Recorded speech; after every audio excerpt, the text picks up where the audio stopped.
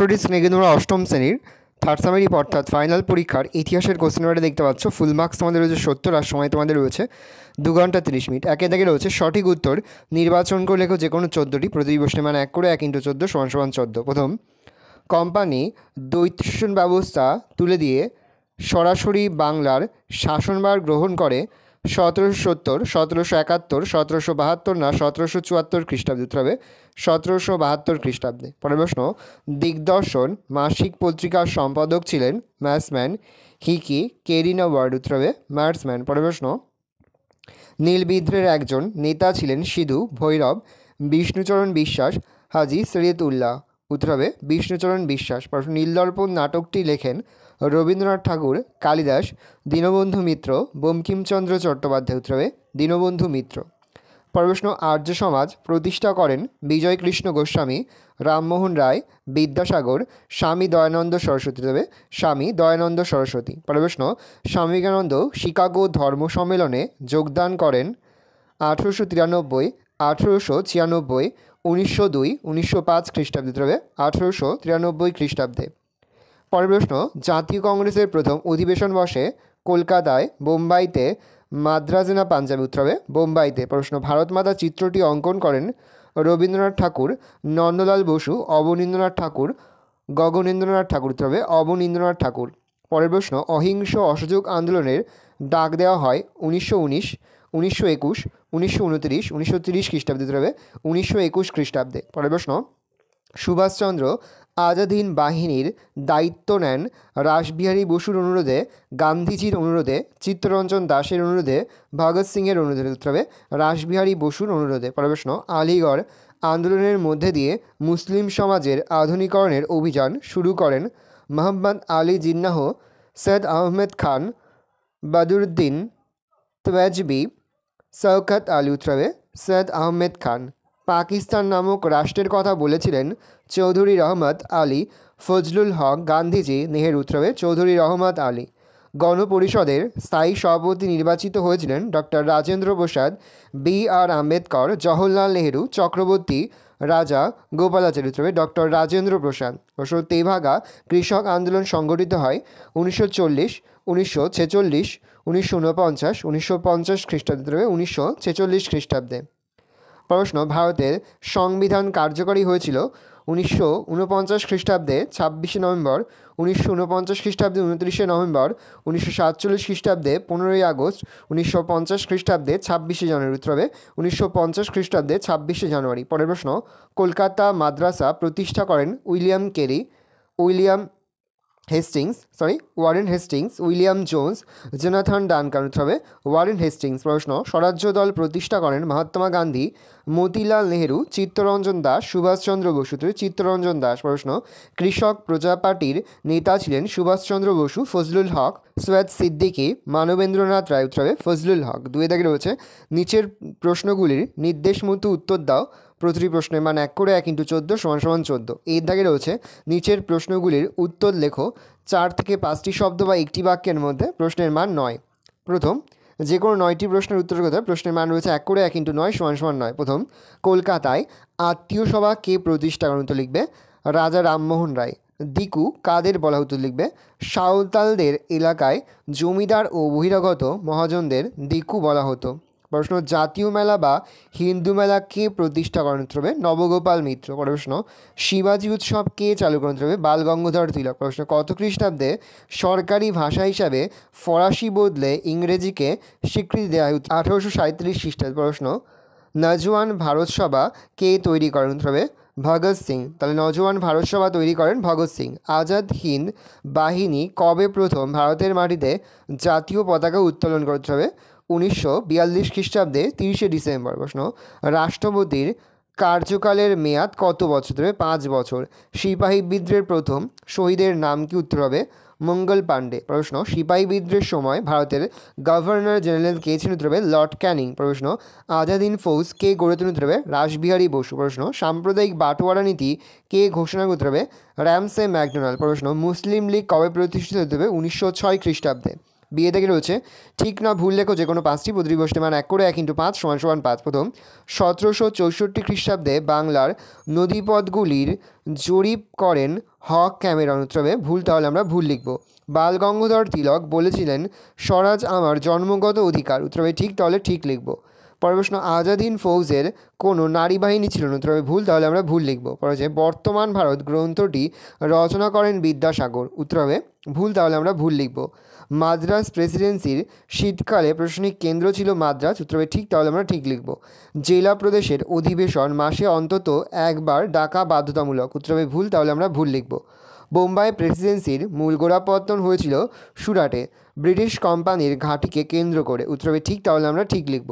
প্রশ্ন, মাদ্রাজে 1843 খ্রিস্টাব্দে council of education তৈরি হয়, উত্তর হবে ভুল, তাহলে আমরা ভুল লিখব। 3 দাগে রয়েছে নিচে যে কোনো 6টি প্রশ্নের উত্তর দাও, 2 থেকে 3টি বাক্যের মধ্যে প্রশ্নের মান 2 করে, 2 গুণ 6 = 12। প্রথম, মহাবিদ্রোহের প্রত্যক্ষ কারণ কী ছিল? মহাবিদ্রোহের প্রত্যক্ষ কারণ ছিল এনফিল্ড রাইফেলের প্রবর্তন। এই রাইফেলের টোটা দাঁত দিয়ে কেটে বন্দুকে পুড়তে হতো। গুজব রটে যে এই টোটা গরু ও শূকরের চর্বি দিয়ে তৈরি, ফলে ধর্মবিন্দু হিন্দু ও মুসলমান সিপাহীরা তাদের ধর্মনাশের ফলে একযোগে বিদ্রোহে অংশ নিয়েছিল। পরে সাঁওতাল বিদ্রোহের 2টি কারণ লেখো। এক লিখবে ইংরেজ কর্মচারী জমিদার ও মহাজনদের অত্যাচার থেকে পরিত্রাণ পাওয়া। 2 সাঁওতালদের জমি ফেরত পাওয়া ও পুলিশের নির্মম অত্যাচারের প্রতিবাদ করা। পরের প্রশ্ন, 2জন নরমপন্থী ও চরমপন্থী নেতার নাম। নরমপন্থী সুরেন্দ্রনাথ ব্যানার্জি, উমেশচন্দ্র ব্যানার্জি। চরমপন্থী বাল গঙ্গাধর তিলক, বিপিনচন্দ্র পাল। পরে লর্ড কার্জন কেন বঙ্গভঙ্গ পরিকল্পনা করতে? লিখবে লর্ড কার্জন মুখে প্রশাসনিক সুবিধার কথা বললেও বঙ্গ বিভাজনের জন্য তার উদ্দেশ্য ছিল রাজনৈতিক। বঙ্গভঙ্গের মধ্যে দিয়ে তিনি বাংলার হিন্দু হাইপেন মুসলমান ঐক্য ভেঙে দিয়ে ব্রিটিশ বিরোধী আন্দোলনকে দমন করতে চেয়েছিলেন। পরে হচ্ছে জালিয়ানওয়ালাবাগ হত্যাকাণ্ড বলতে কী বোঝাতে? লিখবে পাঞ্জাবের 2 শ্রদ্ধেয় সত্যাগ্রহী সৈফুদ্দিন কিচলু ও সত্যপালের গ্রেপ্তারের প্রতিবাদে জালিয়ানওয়ালাবাগের মাঠে 1919 খ্রিস্টাব্দে 13 এপ্রিল প্রায় 10,000 মানুষ শান্তিপূর্ণভাবে প্রতিবাদ জানাতে থাকে। জেনারেল ও ডায়ারের নির্দেশে তাদের ওপর ব্রিটিশ বাহিনী গুলিবর্ষণ করলে সরকার হিসাবে 397 জন ও 1200 জন লোক আহত হয়। ভারতের ইতিহাসে এই ঘটনা জালিয়ানওয়ালাবাগ হত্যাকাণ্ড নামে পরিচিত। পরের প্রশ্ন, অসহযোগ আন্দোলন কেন প্রত্যাহার করা? উত্তর লিখবে 1922 খ্রিস্টাব্দে 6 ফেব্রুয়ারি উত্তরপ্রদেশের গোরক্ষপুর জেলার সত্যাগ্রহীরা পুলিশ অত্যাচার সহ্য করতে না পেরে চৌরিচৌরা থানা আক্রমণ করে, তাতে আগুন লাগিয়ে দিলে 22 জন পুলিশকর্মী মারা যায়। এই ঘটনার পরিপ্রেক্ষিতে অসহযোগ আন্দোলন প্রত্যাহার করা হয়। আদমশুমারি বলতে কী বোঝো? আদমশুমারি কথার অর্থ হলো জনগণনা।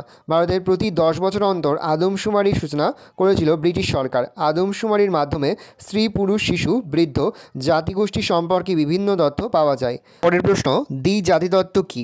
উত্তর লিখবে আলিগড় আন্দোলনের জন্য স্যার সৈয়দ আহমদ ঘোষণা করেন যে ভারতে বসবাসরত হিন্দু ও মুসলমান ঐতিহাসিকভাবে 2টি পৃথক জাতি। এদের পরের প্রশ্ন, দ্বিজাতিতত্ত্ব কী?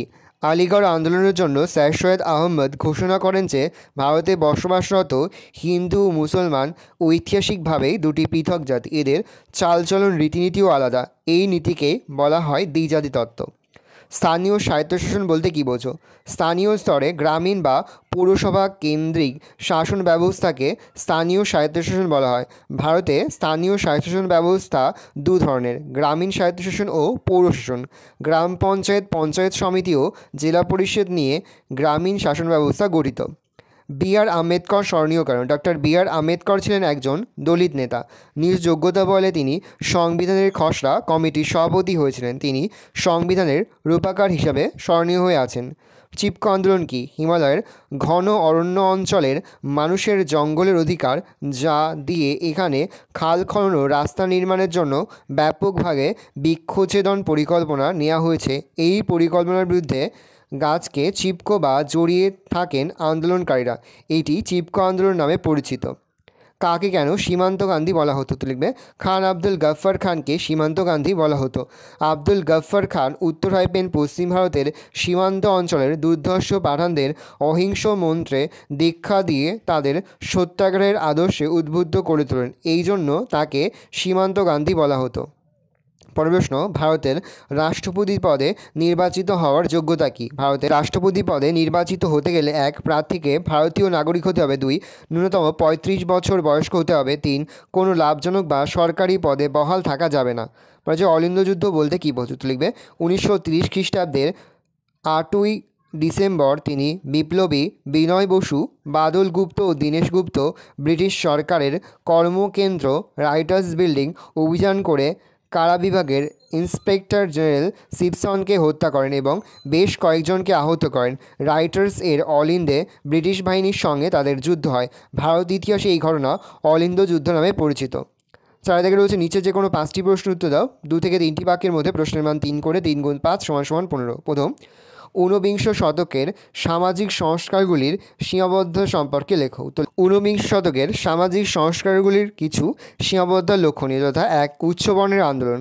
বাংলার সমাজ সংস্কার আন্দোলনের পুরোভাগে যারা ছিলেন তারা সবাই উচ্চবর্ণের শিক্ষিত মধ্যবিত্ত শ্রেণীর মানুষ, ফলে তাদের সমাজ সংস্কারগুলি সমাজের উচ্চবর্ণের মানুষদের যতটা প্রভাবিত করেছিল ততটা নিম্নবর্ণের মানুষদের করতে পারেনি। ভাষাগত ব্যবধান। সংস্কারকরা তাদের কর্মসূচিগুলিকে ইংরেজি এবং সংস্কৃত ভাষা বাংলায় প্রকাশ করায় তা নিম্নবর্ণের সাধারণ মানুষের জন্য জনপ্রিয় হতে পারেনি। বর্ণব্যবস্থা বিষয়ে উদাসীনতা। বর্ণব্যবস্থার বিরুদ্ধে সমাজ সংস্কারকরা প্রায় নীরব ছিলেন। বর্ণব্যবস্থা দূরীকরণের উদ্দেশ্যে তারা সেই অর্থে কোনো উদ্যোগ নেননি। ধর্মীয় পক্ষপাতিত্ব। ধর্মীয় রূপ ধারণ করায় মুসলিমরা এই সকল সমাজ সংস্কারমূলক আন্দোলন থেকে নিজেদের দূরে সরিয়ে রেখেছিল। তবে বলা যায় যে সীমাবদ্ধতা সত্ত্বেও এই সকল সংস্কার আন্দোলনগুলি বাংলার সমাজ জীবনকে উন্নতির পথে এগিয়ে দিয়েছিল। পরে যে কেন বিদ্যাসাগরকে ট্র্যাডিশনাল মডার্নাইজার বলা হয়, উত্তর লিখবে। 19 শতকে বাংলাদেশে শিক্ষা বিস্তারের ক্ষেত্রে রাজা রামমোহন রায়ের মতো অপর এক উদ্যোগী ব্যক্তি ছিলেন ঈশ্বরচন্দ্র বিদ্যাসাগর। ট্র্যাডিশনাল মডার্নাইজার বলার কারণ: মাতৃভাষার প্রাধান্য। বিদ্যাসাগরের মতে জ্ঞান বিজ্ঞানের বিকাশের জন্য পাশ্চাত্য শিক্ষার দরকার, কিন্তু মাতৃভাষার মাধ্যমেই শিক্ষা দিতে হবে। বিদ্যালয় প্রতিষ্ঠা। শিক্ষা বিভাগের ইন্সপেক্টর থাকাকালীন তিনি অনেক বাংলা মাধ্যম বিদ্যালয় প্রতিষ্ঠা করেন। আবার মেট্রোপলিটন স্কুল, বেথুন স্কুল প্রতিষ্ঠাতেও তিনি সাহায্য করেন। তিনি সংস্কৃত কলেজে আধুনিক শিক্ষা চালু করেন। সমন্বয়। তিনি প্রাচ্য পাশ্চাত্য শিক্ষার সমন্বয়ের মাধ্যমে দেশবাসীর মঙ্গল কামনা করেন। শিক্ষা বিস্তারের ক্ষেত্রে তার দৃষ্টিভঙ্গি ছিল বাস্তববাদী। অমলেশ ত্রিপাঠী এজন্য তাকে ট্র্যাডিশনাল মডার্নাইজার বলে অভিহিত করেছেন। ভারতসভা প্রতিষ্ঠার উদ্দেশ্য কী ছিল? ঊনবিংশ শতকে গড়ে ওঠা রাজনৈতিক সভাগুলির মধ্যে ভারতসভা বিশেষ গুরুত্বপূর্ণ ছিল। উদ্দেশ্য: সুরেন্দ্রনাথ বন্দ্যোপাধ্যায় কর্তৃক প্রতিষ্ঠিত এই সভার বিভিন্ন উদ্দেশ্য ছিল। তা হলো: 1. দেশে জনমত গঠন করা। 2. ভারতের বিভিন্ন অঞ্চলের অধিবাসীদের ঐক্যবদ্ধ করা। 3. হিন্দু মুসলমানের মৈত্রীর প্রসার ঘটানো। 4. রাজনৈতিক আন্দোলনে অশিক্ষিত মানুষদের যোগদানের ব্যবস্থা করা প্রভৃতি। এই পর্যন্ত যেসব রাজনৈতিক সভা গড়ে উঠেছিল সেগুলির শ্রেণীস্বার্থের বাহক ছিল। এই সভায় প্রথম সমস্ত ভারতীয় মঙ্গলের কথা চিন্তা করেও তাদের স্বার্থে আন্দোলন সংগঠিত করে। প্রশ্ন: জাতীয় কংগ্রেসের প্রতিষ্ঠাতা এবং প্রথম অধিবেশন কেন বোম্বাই শহরে হয়েছিল? ঊনবিংশ ভারত সরকারের অবসরপ্রাপ্ত রাষ্ট্র সচিব অ্যানাল অক্টাভিয়ান হিউমের উদ্যোগে এবং বাঙালি ব্যারিস্টার উমেশচন্দ্র বন্দ্যোপাধ্যায়ের সভাপতিত্বে বোম্বাই শহরে জাতীয় কংগ্রেসের প্রথম অধিবেশন অনুষ্ঠিত হয়। 1885 খ্রিস্টাব্দের এই অধিবেশনে জাতীয় কংগ্রেসের প্রতিষ্ঠা হয়। বোম্বাই শহরের প্রতিষ্ঠাও প্রথম অধিবেশনের কারণ। 1. প্রতিনিধিত্ব। জাতীয় কংগ্রেস প্রতিষ্ঠা ও প্রথম অধিবেশনে যোগদানের ক্ষেত্রে কলকাতা ও মাদ্রাজ প্রেসিডেন্সির তুলনায় বোম্বাই প্রেসিডেন্সির প্রতিনিধিরা বেশি সক্রিয় ছিল। এক হিসাবে দেখা যায় প্রথম অধিবেশনে উপস্থিত 72 জন মতান্তরে 70 জন প্রতিনিধির মধ্যে 38 জন বোম্বাই প্রেসিডেন্সির ছিল। রোগ ব্যাধি। এই সময় পুনা শহরে কলেরা রোগ দেখা দিলে বিকল্প হিসাবে বোম্বাই শহরে অধিবেশন অনুষ্ঠিত হয়। এই কারণে হিউমসের উদ্যোগে বোম্বাই শহরেই কংগ্রেসের প্রতিষ্ঠা ও প্রথম অধিবেশন সম্পন্ন হয়। পরের প্রশ্ন খুবই গুরুত্বপূর্ণ। রাওলাট আইন কি? উত্তর লিখবে। প্রথম বিশ্বযুদ্ধোত্তর ভারতের অশান্ত পরিস্থিতি মোকাবিলার জন্য ইংরেজ সরকার স্যার সিডনি রাওলাটের নেতৃত্বে একটি কমিটি গঠন করে। এটি রাওলাট কমিটি নামে পরিচিত। এই রাওলাট কমিটি 1918 খ্রিস্টাব্দে এপ্রিল মাসে একটি রিপোর্ট পেশ করে। এই রিপোর্টের ভিত্তিতে 1919 খ্রিস্টাব্দে 18 মার্চ যে আইন পাশ হয় তা রাওলাট আইন নামে পরিচিত। পরের প্রশ্ন: 1930 খ্রিস্টাব্দ ভারতে হিন্দু মুসলমান সম্পর্কের ক্ষেত্রে গুরুত্বপূর্ণ কেন? উত্তর দেখে নাও। আমি আর মুখে বলছি না, মুখে বলে ভিডিওটা নিলে বড় হয়ে তোমাদের অসুবিধা হবে। আমি আস্তে আস্তে কল ডাউন করে তোমায় কিন্তু অবশ্যই ভিডিওকে থামি বা স্ক্রিনশট নিয়ে কিন্তু সম্পূর্ণ তোমাদের খাতাতে নোট ডাউন করে নেবে। কোথাও লিখতে বা বুঝতে যদি কোনো রকম অসুবিধা হয় তাহলে কিন্তু নির্দ্বিধায় কমেন্ট সেকশনে কমেন্ট করে জানাতে একদমই ভুলবে না। পরের প্রশ্ন, 1857 খ্রিস্টাব্দের বিদ্রোহকে কি প্রথম স্বাধীনতা যুদ্ধ বলা যায়? ভালো করে দেখে নাও। প্রথম স্বাধীনতা যুদ্ধ বলার পক্ষে যুক্তি, প্রথমে পক্ষে যুক্তিটা দেখে নাও। পরের পয়েন্ট করবে প্রথম স্বাধীনতা যুদ্ধ বলার বিপক্ষে যুক্তি। ভালো করে দেখে নাও বিপক্ষে যুক্তিটা। শেষ পয়েন্ট করবে উপসংহার বা তোমার লিখতে হবে পরিশেষে বলা যায় 1857 খ্রিস্টাব্দে মহাবিদ্রোহকে প্রথম স্বাধীনতা যুদ্ধ না বলা গেলেও স্বাধীনতা আন্দোলনের পটভূমি তৈরিতে এই বিদ্রোহ যে সহায়তা করেছিল তা কোনোভাবেই অস্বীকার করা যায় না। পরের প্রশ্ন, 19 শতকে বাংলাদেশে সতীদাহ প্রথা বিরোধী আন্দোলনের পরিচয় দাও। ভালো উত্তর দেখে নাও। আস্তে আস্তে কল ডাউন করছি।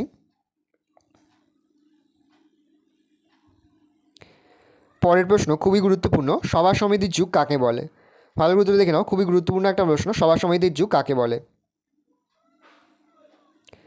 উত্তর দেখে নাও। পরের প্রশ্ন, 1970 খ্রিস্টাব্দে কংগ্রেসের সুরাট অধিবেশনের গুরুত্ব উল্লেখ করো। ভালো করে দেখে নাও। পয়েন্ট করবে গুরুত্ব, পরপর গুরুত্বগুলো লিখবে 1-2 করে। পরের প্রশ্ন রয়েছে আলিগড় আন্দোলনের মূল উদ্দেশ্য কী ছিল? ভালো করে দেখে নাও। উদ্দেশ্য বলে পয়েন্ট করে 1-2 করে পরপর উদ্দেশ্য লিখবে। ভালো করে দেখে নাও। 5 দাগে রয়েছে নিচের প্রশ্নগুলির উত্তর লেখো যে কোনো 3টি। প্রতিটি প্রশ্নের মান রয়েছে 5 করে, 5 গুণ 3 = 15। 8 থেকে 10টি বাক্যের মধ্যে লিখতে হবে। প্রথম প্রশ্নটি খুবই গুরুত্বপূর্ণ, অহিংস অসহযোগ আন্দোলনের বৈশিষ্ট্য কী ছিল? তার সঙ্গে থাকবে রশিদারি দিবস কি 3+2। পরের প্রশ্ন রয়েছে ভারতের স্বাধীনতা আন্দোলনে সুভাষচন্দ্র বসু ও আজাদ হিন্দ ফৌজের অবদান আলোচনা করো। প্রশ্নের মান 5। পরের প্রশ্ন, পশ্চিমবঙ্গের পঞ্চায়েত ব্যবস্থার সংক্ষিপ্ত বিবরণ দাও। পরের প্রশ্ন, ভারতীয় সংবিধানের মৌলিক কর্তব্যগুলি আলোচনা করো। পরের প্রশ্ন, সমাজ সংস্কারক হিসাবে রাজা রামমোহন রায়ের অবদান আলোচনা করো। পরের প্রশ্ন, 1946 খ্রিস্টাব্দের নৌবিদ্রোহের সংক্ষিপ্ত বিবরণ দাও। পরের প্রশ্ন, ভারতের সংবিধানে নাগরিকদের কী কী মৌলিক অধিকার কথা বলা হয়েছে তার সঙ্গে রয়েছে ইলবার্ট বিল বিতর্ক কি 3+2। ভালো করে দেখে নাও। এই রয়েছে টোটাল তোমাদের থার্ড সামেটিভ অর্থাৎ ফাইনাল পরীক্ষার অষ্টম শ্রেণীর ইতিহাসের কোশ্চেন পেপার। ভালো তোমার কোশ্চেনটা দেখে নাও।